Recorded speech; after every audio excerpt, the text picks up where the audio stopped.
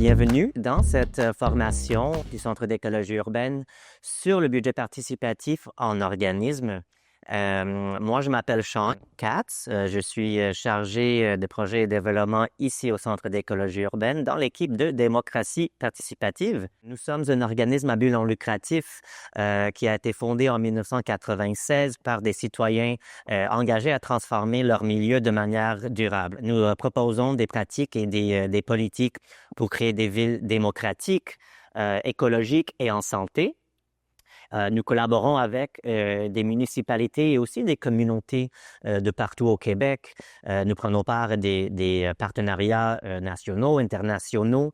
Donc, pour nous, la démocratie participative et l'écologie urbaine, ils sont vraiment intrinsèquement liés. Des villes à échelle humaine, ça fait partie de notre mission. Puis, pour nous, ça veut dire des villes qui sont conçues par et pour les citoyennes et citoyens, à la fois en harmonie avec leur environnement bâti et aussi nourris par des liens sociaux qui sont tout aussi forts et harmonieux. Donc, pour nous, c'est un peu ça notre vision. Ce qui fait que le budget participatif, c'est vraiment au cœur de nos actions depuis le début de notre organisation.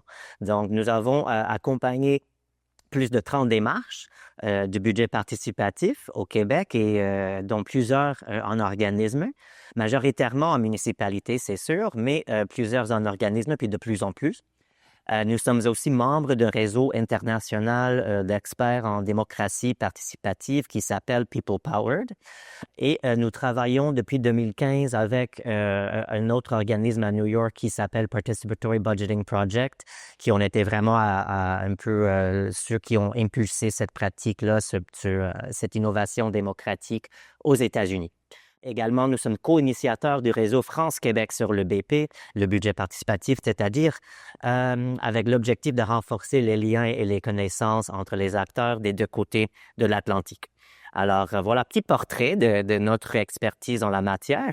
Ce qui nous amène à cette formation. Donc, vous voyez présentement les objectifs de cette formation aujourd'hui. Nous visons à ce que d'ici la fin de cette formation, vous soyez en mesure de mieux comprendre ce qu'est le budget participatif et quel est son intérêt en contexte d'organisme surtout, de comprendre comment le processus se déploie en contexte d'organisme et des différents types d'organismes, évidemment. De s'approprier les éléments clés de la phase de préparation qui est vraiment essentielle à tout le processus. Et aussi de découvrir, si vous n'avez pas déjà découvert, ou bien d'approfondir votre connaissance de notre nouvelle boîte à outils sur le budget participatif en organisme sur lequel nous sommes basés pour monter cette formation. Donc, nous avons un programme complet pour vous aujourd'hui. Nous allons commencer avec une petite mise en contexte sur le budget participatif, parler un peu de ses fondements. Ensuite, nous allons vous présenter plus la phase de préparation qui permet vraiment de mettre la table de jeter les bases pour le reste du processus. Puis, à la fin, nous allons aussi vous présenter quelques autres outils que vous pouvez utiliser pour aller plus loin. Nous allons vous présenter maintenant, pour commencer, pour vraiment jeter les bases, une courte vidéo qui va vous expliquer, qui va vous présenter un survol du budget participatif, d'abord de manière générale, parce que ça émane quand même du milieu municipal, mais aussi ça va parler du contexte d'organisme qui est plus récent, mais tout aussi pertinent. Alors, je vous présente cette vidéo. Et si on réinventait nos façons de décider dans nos collectivités? C'est ce que propose le budget participatif en misant sur l'engagement citoyen. Un budget participatif est un processus démocratique qui permet de décider collectivement de l'utilisation d'une portion du budget. Un peu comme si le budget était un potager où on laisse la population choisir ce qui sera planté dans une parcelle. Pour ce faire, les membres de la communauté sont invités à proposer des idées qui mèneront à des projets concrets pour améliorer leur milieu de vie. Milieu municipal ou scolaire, organismes, entreprises, toute organisation jonglant avec des budgets peut profiter de l'effet rassembleur d'un budget participatif. Dans une municipalité, le budget participatif permet aux élus d'ouvrir le dialogue avec les membres de leur communauté et de les impliquer directement dans les décisions qui impactent leur quotidien. Le processus est lancé par les élus qui décident du budget et du calendrier et forment un comité responsable du budget participatif. Le comité, composé de citoyens et citoyennes, de membres d'organismes et de responsables de services de la ville, est chargé de déterminer les paramètres du cycle du budget participatif. Une fois les règles établies, la population entre en scène pour proposer ses idées. Et ça tombe bien, des idées pour améliorer sa ville, la population de Notre-Dame de la Participation en a plein. À l'école, on en a parlé, puis on proposerait de réaménager le terrain de soccer du parc d'à côté. Avec mon voisinage, on aimerait vraiment ça qu'un terrain municipal soit transformé en marché fermé. Avec les membres de l'association du parc, on aimerait valoriser sa biodiversité unique avec un sentier pédestre éducatif. Chaque personne a l'occasion d'exprimer les besoins de sa communauté et ses aspirations pour sa ville. Prochaine étape, le développement des projets. La population précise et priorise les idées afin de développer des projets concrets. La ville analyse ensuite leur faisabilité et leur attribue un coût. Puis, on passe au vote. Peu importe l'âge ou le statut de citoyenneté, tout le monde a la possibilité de se prononcer sur les projets présentés. Finalement, la municipalité prend le relais et réalise les projets retenus. Elle évalue ensuite les bons coups du processus et les points à améliorer avant de recommencer le cycle. À Notre-Dame de la Participation, le budget participatif a dynamisé la vie démocratique locale. En se mobilisant pour le bien commun, la population comprend maintenant mieux les rouages de sa ville et profite de nouveaux espaces de dialogue. L'expérience de la ville a même inspiré l'organisme Coup de théâtre à se lancer dans son propre budget participatif qui a permis de développer avec des jeunes défavorisés un projet théâtral témoignant de leur réalité. De par son échelle plus réduite, toutes les personnes impliquées dans la démarche de Coup de théâtre ont eu la chance de prendre part concrètement à l'idéation, au développement et à la réalisation du projet et ont eu l'occasion d'acquérir de nouvelles compétences. Maintenant, je me sens plus outillée pour participer à des prises de décision. Je sens que j'ai vraiment ma place dans l'organisme et que je peux y faire une différence. Partout dans le monde, plusieurs milliers de villes de toutes les tailles ont joint le mouvement, contribuant à renforcer la confiance dans la démocratie locale. Et le Québec ne fait pas exception. Nos municipalités sont de plus en plus nombreuses à ouvrir la porte à de nouvelles façons de décider collectivement en adoptant le budget participatif. Joignez le mouvement et explorez notre boîte à outils. Votre budget participatif vous attend. Si vous avez aimé cette vidéo-là, n'hésitez pas à le repartager. Vous pouvez le trouver sur notre site web bpquebec.ca et également sur nos chaînes YouTube et Vimeo. Donc, la vidéo vous explique ce qu'est le budget participatif et comment il se déploie lors de ces différentes phases. Puis ces différentes phases-là, ça reste globalement semblable en organisme aussi. Mais avant de creuser davantage le comment ça se déploie en organisme, il faut bien comprendre aussi pourquoi utiliser un budget participatif en contexte d'organisme ou en contexte communautaire. Puis nous avons recensé vraiment les différentes pratiques qui existent en organisme pour mener des budgets participatifs, à la fois ici au Québec, mais aussi ailleurs, aussi aux États-Unis. Puis, et d'autres endroits, en fait. Mais nous avons, déjà, il faut dire que le budget participatif en organisme, soit ici au Québec ou ailleurs, c'est quand même un phénomène assez récent. Puis, ça émane, comme j'ai dit avant, du milieu municipal et plus récemment, ça a commencé à vraiment prendre d'ampleur dans d'autres contextes. Donc, on voit que les organismes qui ont déjà mené des budgets participatifs, bien, ils partagent quand même des grandes valeurs, des principes, comme la justice sociale, comme l'engagement citoyen, le développement du pouvoir d'agir. Mais au-delà des grandes valeurs communes, on voit aussi que différentes motivations peuvent amener à la mise en place de budgets participatifs en organisme. Nous allons vous présenter 3 grandes motivations que nous avons constatées, puis vous allez voir aussi des exemples concrets de démarches pour chacune de ces motivations-là. Une grande motivation serait de développer le pouvoir d'agir individuel et collectif des participants. En anglais, on parle beaucoup d'empowerment. Donc, c'est vraiment, et même en français, on parle beaucoup d'empowerment aussi dans le milieu communautaire.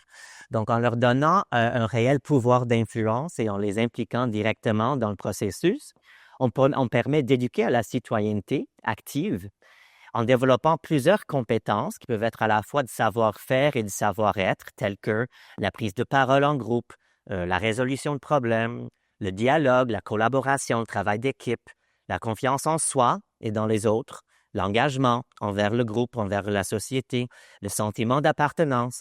Toutes ces compétences-là qui sont à la fois personnelles, psychosociales, civiques, ben, ils peuvent être vraiment développés et renforcés à travers un bon processus du budget participatif. Et c'est de ça qu'on va parler aujourd'hui. 2 exemples de processus québécois qui illustrent bien cette motivation principale. Bien, on a à Concertation Lachine, ici à Montréal. C'est la table de quartier de l'arrondissement de Lachine à Montréal. Donc, c'est une table de concertation locale qui mène 3 éditions du budget participatif avec des jeunes issus de l'immigration récente. Puis, deuxièmement, il y a aussi les Jardins de la Terre, qui est un organisme de réinsertion socio-professionnelle œuvrant dans les secteurs agricoles et horticoles biologiques situés en Montérégie. Puis eux, ils ont récemment conclu leur première démarche de budget participatif avec les participants de leur programme d'insertion. Dans les 2 cas, les groupes de participants, qui proviennent de publics hautement vulnérables, étaient amenés à développer des compétences civiques et psychosociales en suivant un parcours d'atelier échelonné sur plusieurs mois, allant de l'idéation jusqu'à la réalisation des projets. Les 2 organismes, dans les 2 cas, ils étaient accompagnés par nous autres, le Centre d'écologie urbaine, puis les processus ont été soutenus par le même bailleur de fonds, c'est-à-dire le ministère de l'Emploi et de la Solidarité sociale du Québec. Et vous allez m'entendre revenir sur ces 2 exemples-là à travers la formation aujourd'hui. Une autre motivation qu'on voit, c'est que le budget participatif, ça peut aussi servir comme levier pour activer, pour renforcer, pour accroître son réseau de membres, son réseau de donateurs ou son réseau de partenaires aussi, tout en stimulant le foisonnement d'idées entre ces différents acteurs, c'est-à-dire l'équipe interne, les membres ou d'autres parties prenantes de l'organisme. Le BP, le budget participatif, donne une valeur ajoutée au statut de membre, c'est-à-dire ça donne vraiment une raison d'être membre, ça donne une raison d'être donateur en créant des occasions de participer à l'essor de l'organisme et à l'avancement de sa mission. Cette fois-ci, nous vous présentons 2 exemples émanant des États-Unis qui illustrent bien cette motivation. Le premier à Portland, sur la côte ouest, et la deuxième plus près de chez nous, à New York. Dans l'État d'Oregon, le budget participatif de Next Up visait à accroître son membrariat et à renforcer le lien avec ses membres, tout en faisant avancer sa mission qui est de développer l'engagement des jeunes issus de communautés marginalisées, ou comment il dit surtout en anglophone BIPOC, les personnes vraiment racisées surtout et autochtones. Dans la ville de New York, l'organisme Theatre of the Oppressed avait un objectif similaire qui était d'accroître l'implication des différentes parties prenantes de l'organisme dans sa vie démocratique. Et tout en avançant aussi sa mission, qui dans ce cas-ci est de combattre les oppressions et les injustices systémiques à travers le théâtre engagé. Donc, c'est vraiment plus dans une optique artistique, ça, de donner voix vraiment aux communautés qui font face à ces injustices-là. Et ces 2 organismes-là, ces 2 processus-là, je vais aussi revenir plusieurs fois pendant cette formation aujourd'hui. Une 3e motivation qu'on voit, c'est où on essaie d'impliquer une communauté plus large.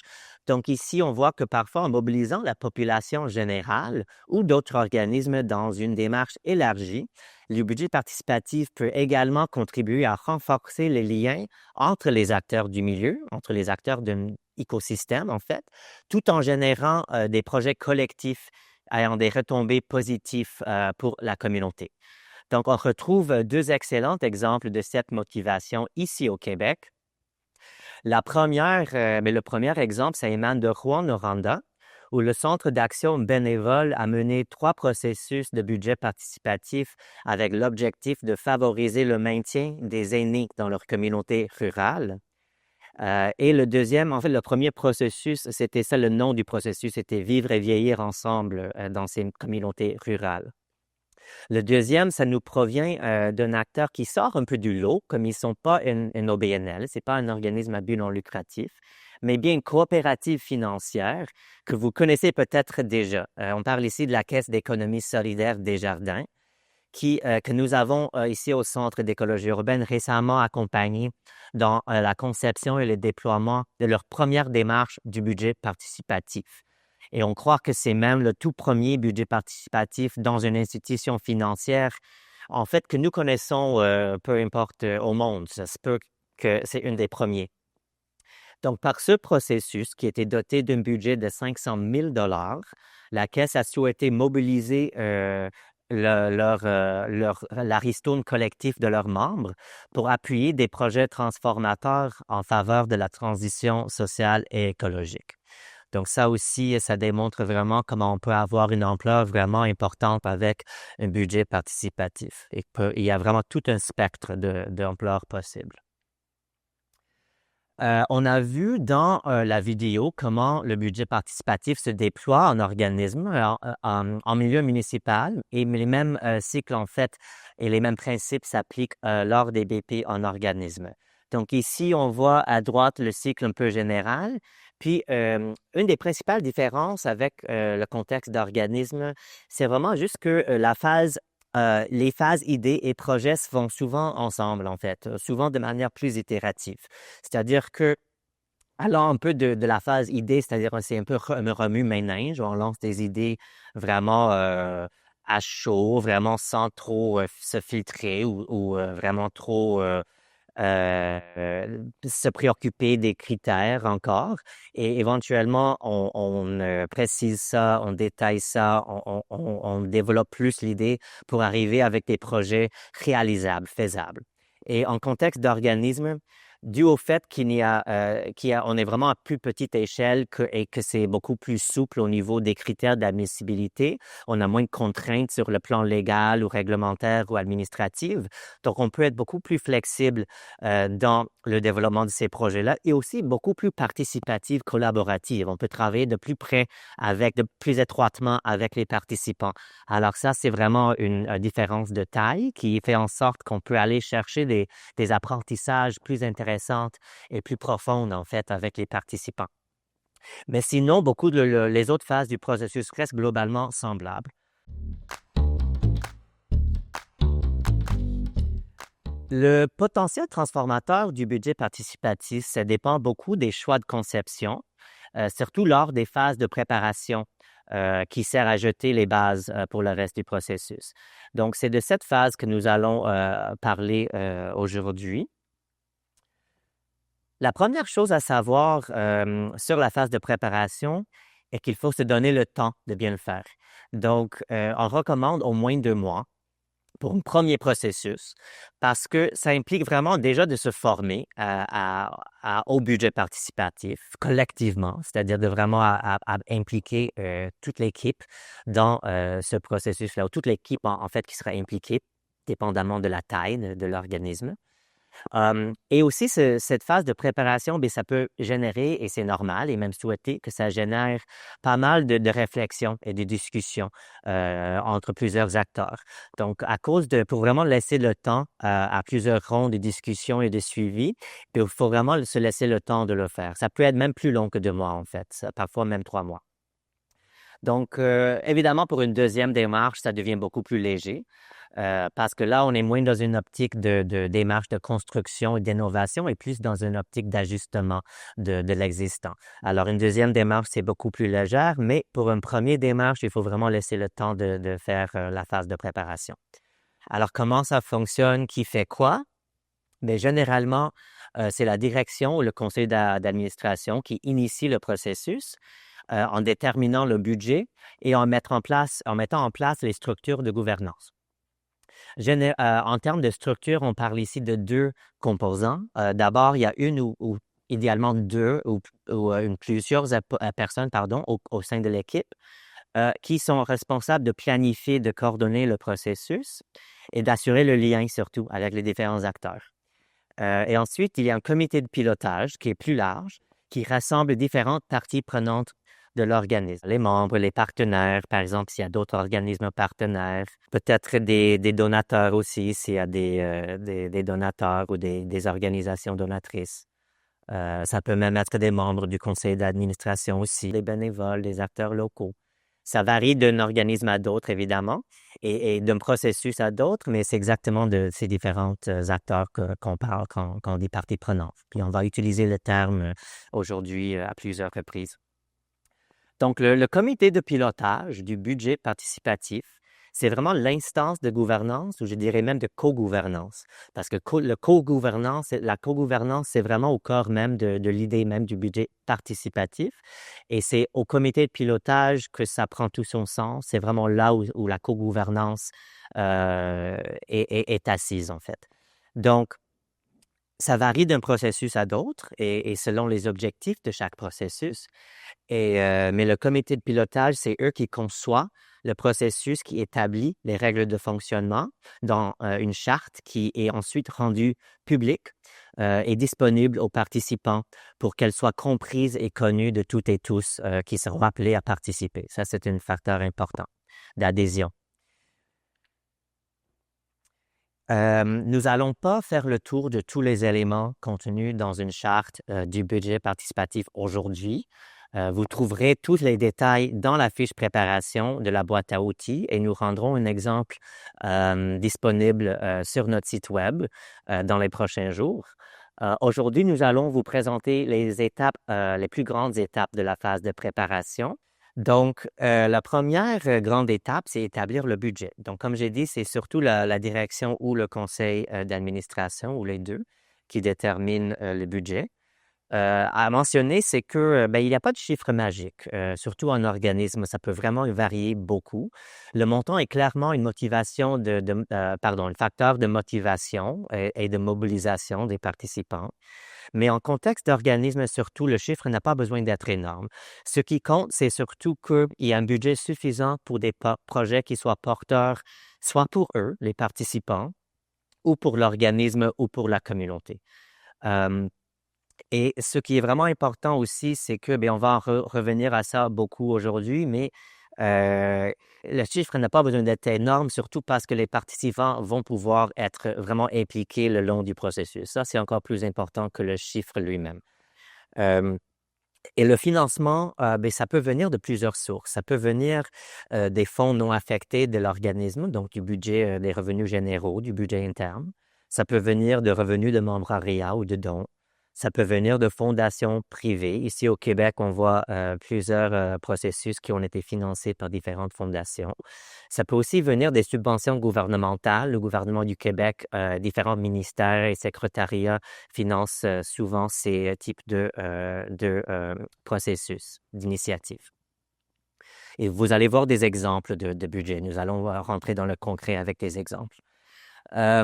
Pour ce qui est du calendrier, généralement, un cycle de BP se déploie sur une année ou un peu moins, mais ça dépend de l'ampleur de la démarche et un processus plus restreint peut se faire dans 6 mois, tandis qu'un premier processus ou un processus d'une ampleur importante, ça peut aller jusqu'à 1 an. Et sans compter la réalisation, dépendamment de l'ampleur des projets. Pour vous trouverez plus de détails qu'on sait dans la fiche préparation, dont c'est les détails de chaque phase. Pour aujourd'hui, nous allons vous présenter des exemples. Donc, le budget participatif des Jardins de la Terre et de concertation La Chine démontre les différentes ampleurs possibles. Les Jardins de la Terre, ils ont lancé leur toute première démarche, en fait, avec un budget de 500 000 qui provenait du ministère de l'Emploi et de la Solidarité sociale. C'est en cours de processus qu'ils sont allés chercher un autre 5 000 pour bonifier l'enveloppe. Donc, avec le 10 000 qu'ils ont reçu, ça a permis de financer le réaménagement des espaces de repos intérieurs et extérieurs de leurs locaux. Donc, ce qui a offert un beau legs vraiment qui sera apprécié au quotidien vraiment par les actuels et futurs participants dans leur programme d'insertion et aussi des employés, les membres de l'équipe. À Concertation La Chine, ils avaient un financement plus conséquent de 60 000 par année sur 3 ans. Et ça provenait du ministère de l'Immigration, de la Francisation et de l'Intégration. Ce montant a permis de financer 4 activités planifiées et animées par les jeunes participants. Je parle juste d'une édition qui a permis de financer 4 activités. À retenir ici, c'est qu'on n'a pas besoin de grosses sommes d'argent pour qu'un processus de BP ait des retombées importantes. L'important, c'est vraiment surtout que les participants puissent s'approprier les projets et ressentir l'impact de leur implication. Et cela, ça dépend moins de la somme que des choix de conception. La deuxième étape de préparation est d'établir les structures de gouvernance et de mobiliser les personnes concernées. Dans notre expérience, il est très facilitant d'avoir au moins 2 personnes qui sont responsables de coordonner la démarche au sein de l'organisme, parce que le travail ici n'est vraiment pas à sous-estimer. C'est cette personne ou cette équipe qui devrait coordonner les activités et mobiliser les différentes parties prenantes. Certaines tâches peuvent être réparties avec d'autres membres de l'équipe à l'interne, notamment l'analyse des projets, par exemple. D'autres membres peuvent être sollicités pour analyser la faisabilité des projets proposés et en estimer les coûts. Le point à retenir ici est l'importance de la phase de préparation pour anticiper les ressources à mobiliser lors des différentes étapes, phases du processus et de bien consacrer les ressources requises. Pour vous soutenir dans cette planification, on a un outil que nous venons de mettre en ligne. En fait, c'est déjà disponible sur notre site web ou sera aujourd'hui, je crois. Et ça vous aide à anticiper les ressources en amont, les besoins en amont et de faire les choix nécessaires lors de la phase de préparation afin de bien arrimer le processus sur les capacités de l'organisme. Cela est vraiment crucial afin d'assurer une expérience positive lors d'une première démarche. On ne veut pas vous brûler. C'est vraiment important que vous ayez une bonne expérience de cette première démarche. Ensuite, le comité de pilotage, c'est comme le partage du pouvoir décisionnel est au cœur du budget participatif. Idéalement, le comité de pilotage reflète cette orientation en regroupant diverses parties prenantes de l'organisme. Or, certains organismes font le choix, surtout lors d'une première démarche, d'assumer ces responsabilités-là à l'interne afin de concentrer leurs ressources et leurs efforts sur un accompagnement plus complet, plus costaud des participants lors des phases subséquentes. Alors, ça dépend vraiment du contexte de l'organisme, des capacités et des objectifs du processus. Je vous partage quand même 2 exemples de comités de pilotage où l'implication de différentes parties prenantes a été jugée importante. Donc, à Rouyn-Noranda, le Centre d'action bénévole a rassemblé les résidents aînés des quartiers ruraux avec des représentants communautaires et des représentants des centres de santé et des services sociaux qui reflètent leur souhait de mobiliser leur public et les acteurs du milieu afin d'identifier ensemble des solutions porteuses pour maintenir les personnes aînées dans leur communauté d'appartenance. Ça, c'était leur objectif. Et donc, on voit ça reflété dans la composition du comité de pilotage. À New York, Theatre of the Oppressed New York a choisi plutôt d'y regrouper diverses parties prenantes de l'organisme lui-même, incluant à la fois des personnels administratifs, des membres de leur équipe d'animation, des participants dans leur programme et même le président du conseil d'administration. Alors ici, on y voit vraiment le désir d'accroître l'implication des différentes parties prenantes dans la vie démocratique de l'organisme et de favoriser un rapprochement et un maillage entre ces divers acteurs-là. Donc, encore une fois, différents objectifs, différents choix de conception. La prochaine étape, c'est de préciser les objectifs du processus et de déterminer l'implication des participants à chaque phase. Comme règle générale, plus les participants sont impliqués lors des différentes phases, plus les apprentissages et les autres retombées seront importantes. Par exemple, en matière de développement de compétences, de l'engagement, de l'estime de soi ou de sentiment du pouvoir d'agir. Ici, des exemples concrets pourraient rendre ça un peu plus clair. Pour les Jardins de la Terre, leur processus avait comme objectif central de développer le pouvoir d'agir, comme on a dit, des bénéficiaires du programme d'insertion socio-professionnelle. Ils voulaient susciter le passage du détachement vers l'engagement et développer des compétences psychosociales et civiques qu'on a déjà mentionnées tantôt, comme l'écoute, la prise de parole en groupe, le respect de l'autre, et ainsi de suite. Et on voit cette volonté clairement dans le choix des participants de chaque phase. Ce sont eux, vraiment, les participants au programme d'insertion qui sont au cœur de la démarche. Donc, même lors du vote, où on pourrait craindre que leurs voix se font diluer par la participation d'employés ou de membres du CA, mais en réalité, ce choix-là a été fait par les participants eux-mêmes lors d'un atelier pour préparer la phase de vote. Alors, ils étaient vraiment au cœur de la démarche du début à la fin. Au Theatre of the Oppressed, on voit un autre choix. Pour eux, c'était vraiment important que les différentes parties prenantes de l'organisme, les membres du CA, compris les employés, les participants à leur programme, puissent travailler ensemble. Alors, eux, ils ont plutôt ouvert leur collecte d'idées à tout le monde, mais ensuite, ils ont formé des comités qui ont priorisé les projets et qui ont développé les projets choisis les idées, choisies en projets réalisables. Et ensuite, il y avait une vote en ligne. On va revenir un peu à ça. Donc, une fois qu'on sait qui va participer lors de chaque phase, il faut déterminer les activités précises, en pensant toujours à favoriser une participation qui soit aussi active et inclusive que possible. Est-ce qu'on tiendra des ateliers, par exemple? Est-ce qu'on va former des comités? Est-ce qu'on fournira des options de participation en ligne ou juste en personne? Ces choix se font vraiment en fonction, encore une fois, des objectifs et des publics cibles ainsi que des capacités de l'organisme. Il y a certains grands principes, donc vous êtes déjà vraiment familier avec. Nous recommandons des échanges en personne, en petits groupes, surtout pour des publics qui sont moins habitués à la prise de parole en groupe, et aussi de fournir l'accompagnement et le soutien nécessaires pour favoriser une participation active et inclusive. Vous voyez ici 2 exemples de parcours de formules vraiment très différentes pour vous donner une idée des possibilités. Jardin de la Terre, comme il visait vraiment l'empowerment, le pouvoir d'agir, le développement des compétences, bien pour eux, ils avaient l'option, en fait, avec le programme d'insertion, d'y intégrer un parcours de structure d'atelier. Donc, ça a été vraiment greffé à leur programme d'insertion.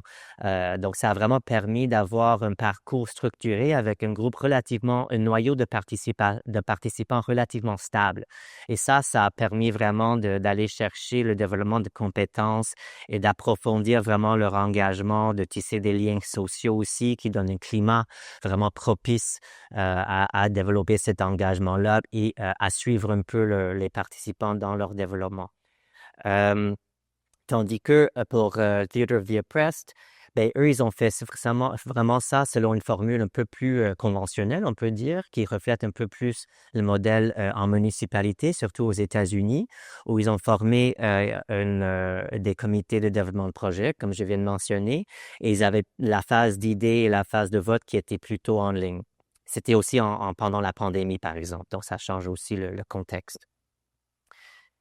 Et une chose qui est vraiment importante, en fait, je n'ai pas mentionné encore, c'est qu'en contexte d'organisme, un des grands avantages, c'est qu'on peut impliquer les participants dans la phase de réalisation. Puis ça donne tout un autre niveau d'implication, puis de sentiment d'accomplissement, de vraiment pouvoir participer à la mise en œuvre des projets qu'ils décident qu'ils votent. Alors ça, c'est vraiment un avantage particulier avec les BP en contexte d'organisme. Ensuite, je ne vais pas m'atteler beaucoup dessus. Les organismes, vous connaissez ça déjà, la mobilisation. Mais évidemment, qui dit mobilisation dit bien sûr qui dit participant, je veux dire dit bien sûr mobilisation. Pour des processus avec un groupe restreint, cela peut se limiter à des annonces, des conversations en personne ou l'envoi de quelques courriels. Par contre, s'il y a une volonté de vraiment mobiliser une communauté plus large, bien, cela peut impliquer une campagne d'une ampleur assez importante. Et ici, on voit l'exemple de concertation. Comme j'ai dit déjà, c'est une table de concertation. Alors, leur force, c'est vraiment le réseautage, la mobilisation.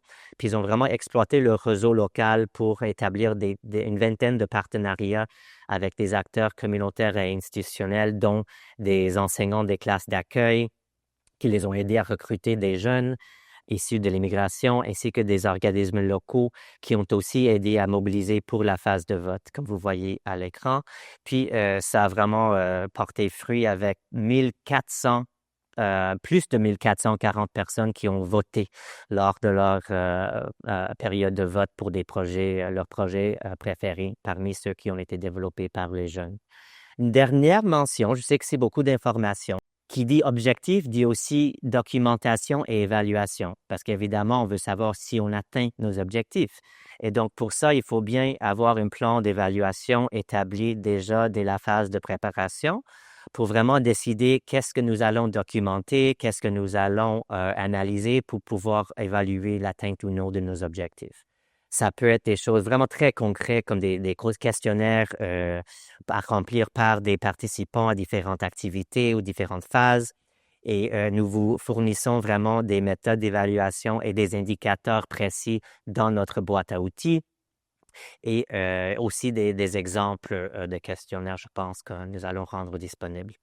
D'abord, un premier point à retenir, c'est que effectivement, les choix de conception dépendent vraiment des objectifs, des processus. Comme on vient de voir, il y a toujours le lien à faire, donc c'est important de bien préciser ces objectifs dès le début, puis d'y revenir le long du processus.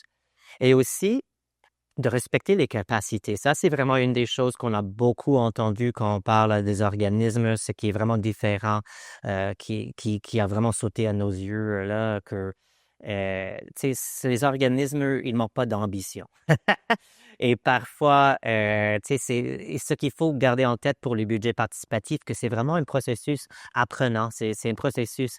L'idée, en fait, c'est évidemment, ça dépend du contexte de financement, mais l'idée, c'est que on essaie, c'est de l'innovation, on se lance, on peut faire des erreurs, on se permet de faire des erreurs et ensuite on apprend et on ajuste et ensuite on peut refaire un autre cycle, une deuxième année en ajustant, en apprenant de nos erreurs, etc., ainsi de suite.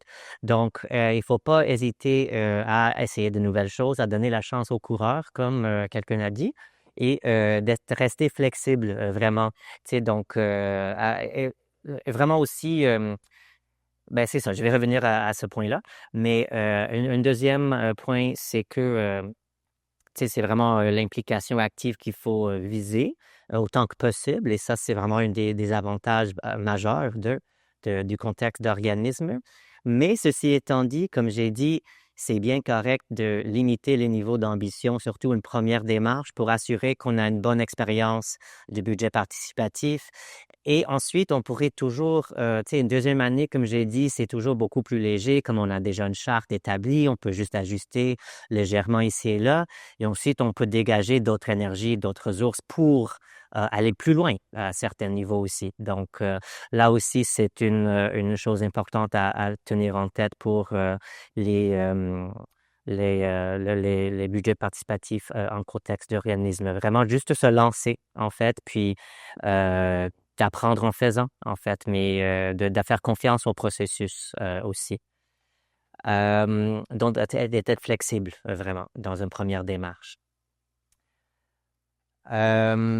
Donc, on achève vraiment la formation. Pour aller plus loin, évidemment, je vous invite à télécharger notre boîte à outils si ce n'est pas déjà fait.